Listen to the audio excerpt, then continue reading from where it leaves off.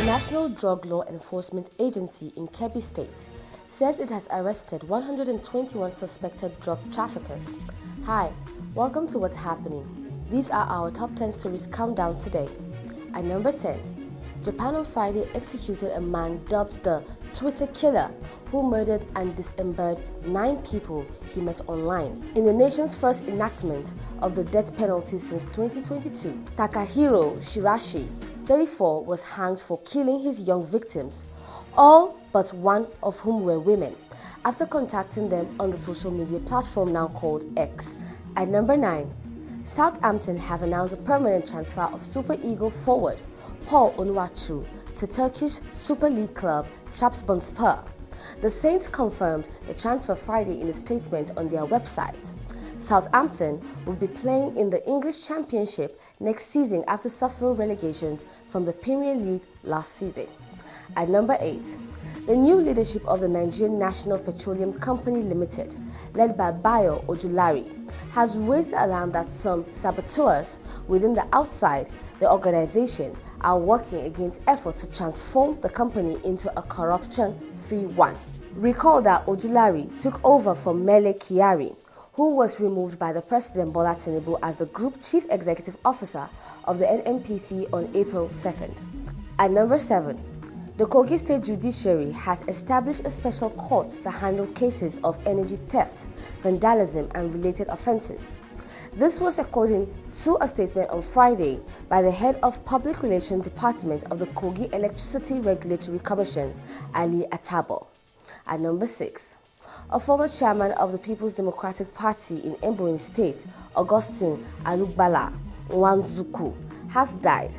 Nwazunku, who was the governorship aspirant under the PDP in the 2023 general election, was until his death an associate professor and consultant in the environmental health at the Faculty of Health Sciences in Nnamdi Azikiwe University, Awka, Anambra State.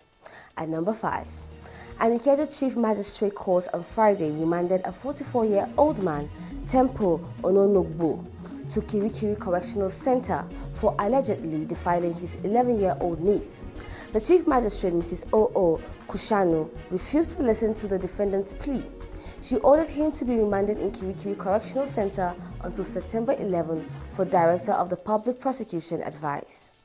At number 4, Governor Abdullahi Sule of the Nasarawa State has rejected the allegation that alleged herdsmen who attack Benue State always come in and escape from the state. Nasarawa borders Benue, and it has been suggested in some quarters that the criminals who carried out the recent attack in Yalwater community in Benue, which claimed several lives, came in and left from the neighboring Nasarawa.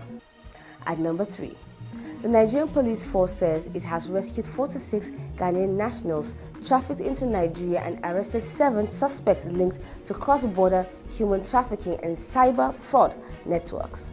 Force Public Relations Officer Olumiyuwa Adejobi disclosed this in a statement issued on Thursday.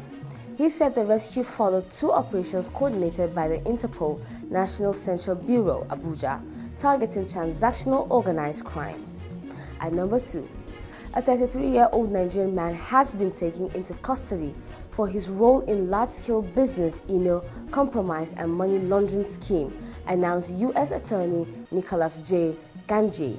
Authorities says they arrested Edikan Ediakbang, who was expected to make his initial appearance at 2 p.m. before U.S. Magistrate Judge Peter Bray. At number 1, the National Drug Law Enforcement Agency in Kebbi State says it has arrested 121 suspected drug traffickers and seized 270.253 kilograms of illicit substances between January and June 2025.